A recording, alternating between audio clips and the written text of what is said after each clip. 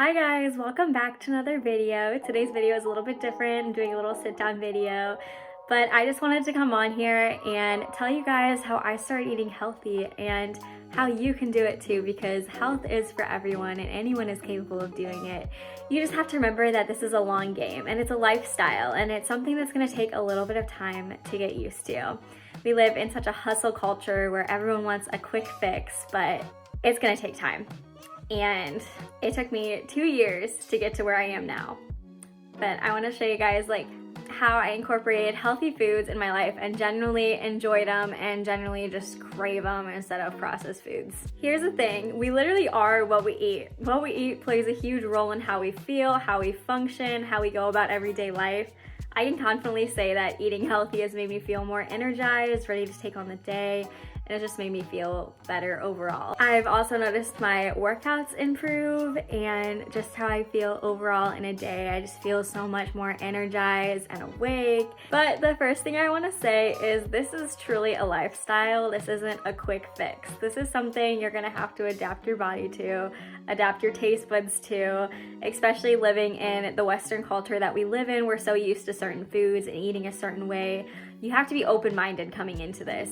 So just be patient. That is my very first tip, is to be patient and know that you can do this, and it's gonna take time, but trust me, anyone can do this. Also, quick little update, my food blog is now out. It is called Maddie's Clean Eats. It will be linked down in the description below.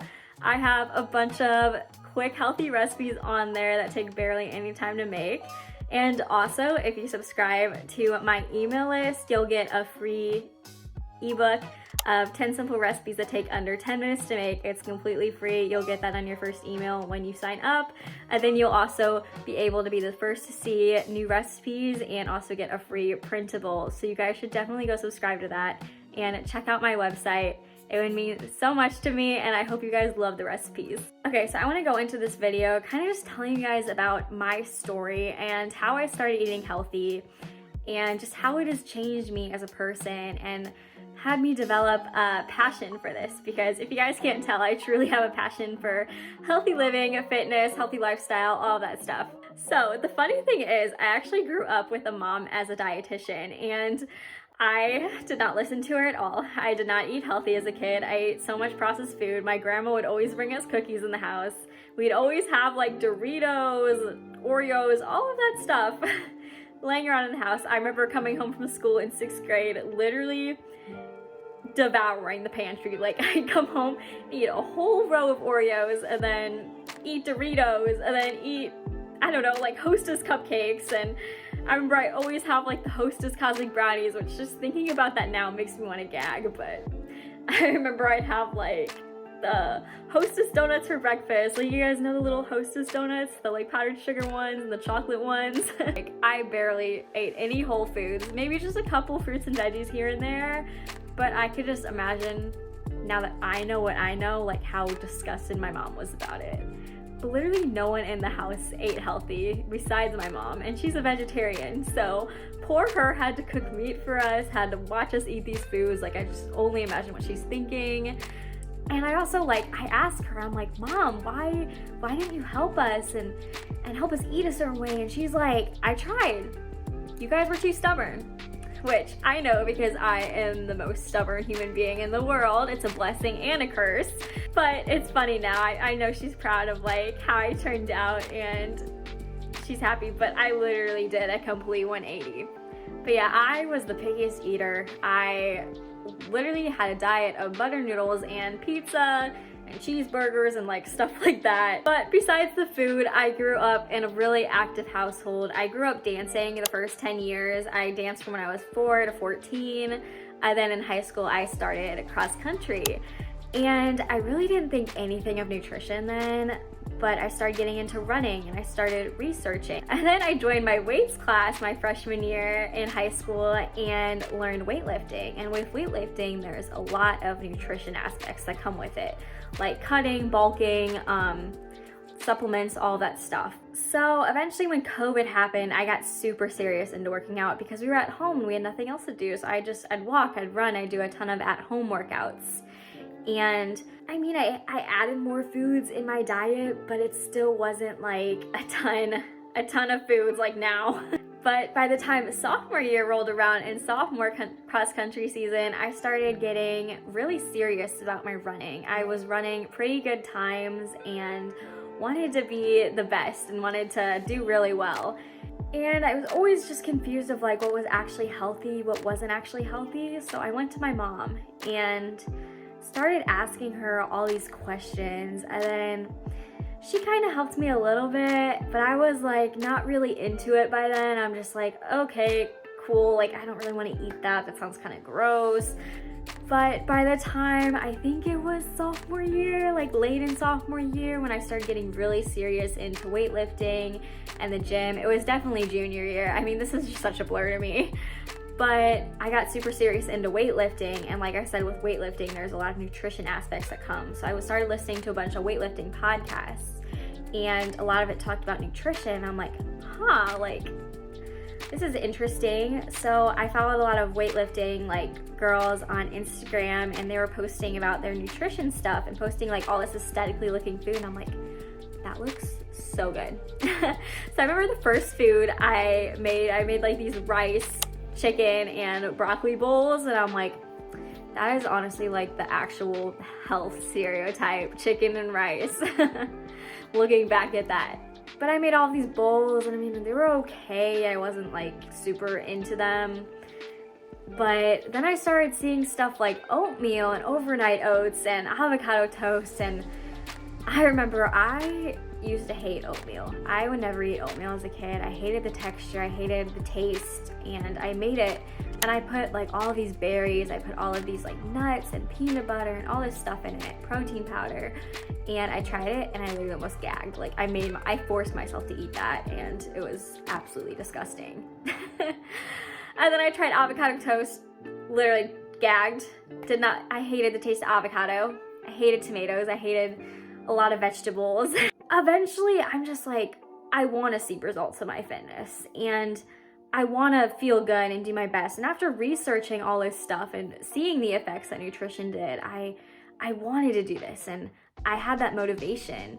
So eventually, I just made myself eat those foods and fell in love with them. Like now I love oatmeal. It is my favorite thing ever. I can have protein oatmeal every single day. And don't even get me started on overnight oats and avocado toast. Like every single meal, every single day, it is so good. And what I think is funny is just how much I switched, because I used to hate breakfast. I would always want to skip eating breakfast. Now breakfast is my favorite meal, and I would rather skip dinner than eat breakfast. Not that I skip dinner, but you know what I mean. I remember I sat down with my mom and eventually just asked her a ton of questions, and she sat down with me. We went over the macros and micros and all of like the nutrition basics, and I listened to a ton of different podcasts about it and pretty much just immersed myself in nutrition and really just taught myself and researched the best foods to eat, and I had my mom help me. And the funny thing is, I had no clue like what foods went in each food group, like what was a protein, what was a carb, what was a fat, how to like build a plate. And I'm like, I was 17 years old then. I'm like, how do I not know this? Why doesn't school teach you this? And it just like mind boggled me, like why we don't get nutrition classes in school, like why we actually aren't taught this. So that just made me super passionate about this and just teaching people and being able to tell people how to eat healthy and how to take care of themselves, because I feel like that's something everyone should know. But before I go off on a whole tangent about it, let's get into some of the tips that I have for you. So my very first tip is to educate yourself. And this kind of goes into what I was just saying. We live in a society where nutrition is not taught, and it's something you think would be in schools, but is not in schools. Like I was just saying, I didn't know what a fat or a carb or a protein, like what foods were actually a fat and a carb. And you get into like the carbohydrates, and you have complex carbohydrates and simple carbohydrates. And then you also have micros as well. And it's like, how much are we truly supposed to be eating in a day? What are we actually supposed to be putting on our plate? Society just doesn't teach us that. So that's when I say when you need to be open-minded about nutrition, because like we don't know a whole lot about it as a society. And it's something we kind of just have to teach ourselves. And we have to listen to the dietitians and professionals who literally study this for years and are going into that education and the science background. So teach yourself how to read a food label. Like I was saying, a lot of people don't know how to read food labels. And I mean, just, you don't need to know everything about on a food label. Like, there are words I don't understand. You just need to know the basics. You can watch a video. There are tons of videos explaining that. The key is to look for low saturated fats and then the ingredients list on a food label. So what's gonna happen on a food label is the first ingredient is gonna be the most, and then the last ingredient listed is gonna be the least. So if you have like high fructose corn syrup as your first ingredient, that's a big no. If you have sugar as your first ingredient, you kind of want to stay away from that stuff.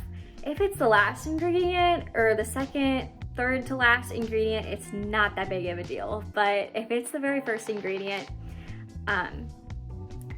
make sure to stay away. A lot of things that companies like to sneak in our foods are like different oils. Like, there are milks that have oils in it. I'm like, why does my milk need rapeseed oil? Why does my milk need sunflower oil in it? Like, it's a milk. It doesn't, like, that is just so mind-boggling to me. And don't want to go on a tangent about that. So just make sure the first ingredient is good. Try to look for stuff without a bunch of dyes in it, without a bunch of artificial sweeteners. Try to look for stuff with ingredients that you can understand. And I always like to say the less ingredients, the better. Also, teach yourself the nutrition basics. Teach yourself how to build a plate. And my best advice for you is there's fats, carbs, and proteins. And you want that all in one plate for each meal. As long as I have one of each, then you should be set. My next tip is to prioritize whole foods. So what this means is you want to look for foods with just one ingredient. So a whole food will be like fruits and vegetables, an apple, an orange, a carrot, stuff like that. And you want to have that mostly in your diet. My next tip, and I feel like this is the biggest tip, is to add and not subtract. So many people go about eating healthy as, oh, I need to stop eating this and I need to stop eating that. No, you still can eat the foods you love, just in moderation. And that's the thing that a lot of people look at me so strange when I tell them. I'm like, you can still eat the foods that you love. You don't need to cut it out. And they're like, what? But yes, you can still eat the foods that you love. So for example, say every morning you love to eat cereal. And cereal is not very filling in itself because it's just a carb. The thing I'm going to tell you is to add a protein and add a fat to it. So maybe add some milk to the cereal, or maybe have some Greek yogurt on the side of that cereal, or add some fruit to the Greek yogurt, or add some granola, or maybe do some cereal and try to do like some avocado toast. Try to just add to that and just not subtract. I also feel like one of the biggest misconceptions with eating healthy is cutting carbs, and yeah, that may be a good way to lose weight fast, but the thing is, when you're looking to lose weight fast, it can't really maintain it. Carbs are the main energy source, and you're gonna need carbs to have energy and function. You see a lot of people when they go on keto, they have something called the keto flu, where they feel very sick the first couple days. And that's because we need carbs to energize us and to fuel our bodies. And carbs are not a bad thing, guys. The reason carbs are looked as bad is because carbs are in the food group of like so many like processed foods. Like, so many processed foods are carbs. And since majority of Americans or people in the Western diet eat a ton of processed foods and eat a ton of it at a time, that means that's a lot of carbs. And I just want to clarify that carbs are not the bad guy. Carbs are your friend, guys. My next tip is to learn to like healthy foods. Here's the thing, especially if you're a picky eater like me, or how I was, you're not really gonna like the healthy foods. And if you're really serious about your health and wanting to better yourself, you just gotta take one for the team and eat the foods and eat them over again. And the first couple times it will not be that enjoyable. But if you keep eating them, you can honestly train your taste buds to like anything.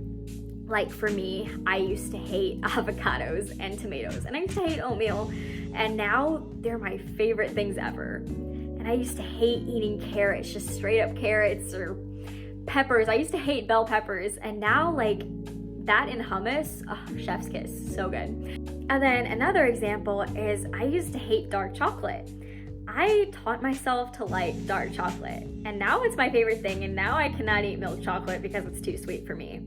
So like I said, this is gonna take some time, and you're gonna have to teach yourself to like those foods. But once you teach yourself to like the foods, you're just gonna keep wanting more of the healthy food, and it's all gonna compound. My next tip is how to like shop for food in the grocery store.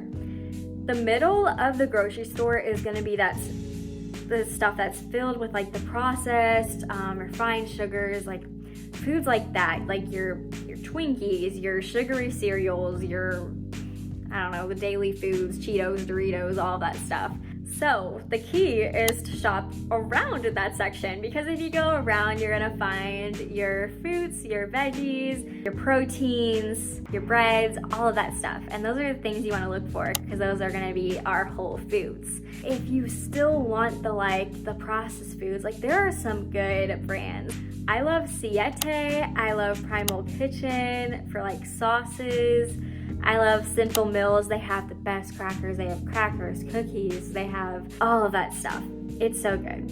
And it all has ingredients that you can pronounce and that you know what they are. And that's one thing that you should look for in foods, because I don't know if anyone's ever read the ingredient list of a Twinkie box or like the Hostess brand boxes, and there's literally ingredient lists like this long, filled with so many words you cannot pronounce, and you have to think that like you're putting that in your body, and these things are like silently like deteriorating our health, and that's what we gotta look at this as. And this is gonna go into my next tip, is you gotta look at your health as an investment.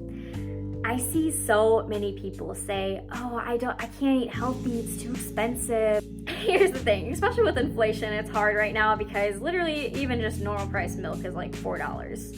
And then you try to get the almond milk, that's like just almonds and milk and no other stuff in it, and that's like $8. And I get it, no one wants to pay $8 for almond milk. But you gotta have this mindset when you're starting to eat healthier. You gotta look at it as an investment, because you can either pay the grocery bill now or pay an even bigger bill now later when you have that hospital bill from diseases or from other health issues that may occur from not taking care of yourself. So you kind of just have to pick what you want. I mean, look at it as an investment, and you're investing in yourself, because all of these things are gonna compound. And then my next tip is to gradually add new foods. You don't have to show up to the grocery store, take out all of the old foods that you like and are used to eating, and eat completely different new foods, because let me tell you, you're probably not gonna like it, and it's probably gonna turn you away from eating healthy. Like I said, this is a long game, guys, and it's something that you're gonna have to adjust to and get your body used to. So you gotta be patient, and I am the most impatient person out there, so I know. But this is something you gotta be patient with. And you gotta just gradually add new foods. Like maybe try a healthy food every month, or just try adding something slowly. And don't change up your diet either. Like this goes into my tip where I said add, not subtract. So just gradually add new foods. So maybe for dinner you usually eat broccoli as a vegetable. Maybe try peppers, or try making a bowl out of it. Bowls, I love bowls, they're so good. Or even tacos. Guys, I'm such a foodie, so. But yeah, you don't have to go into this all at once. Just slowly add it, and you'll realize that you're eventually gonna love how the healthy food tastes, and how you're gonna notice how it makes you feel. You're gonna feel more energized. You're gonna feel more awake and just ready to take on your day. So yeah, just slowly add the new foods, and eventually you'll notice yourself not wanting the old foods that you wanted. This is what happened with me. Guys, this is crazy to me. I would rather have vegetables than chips.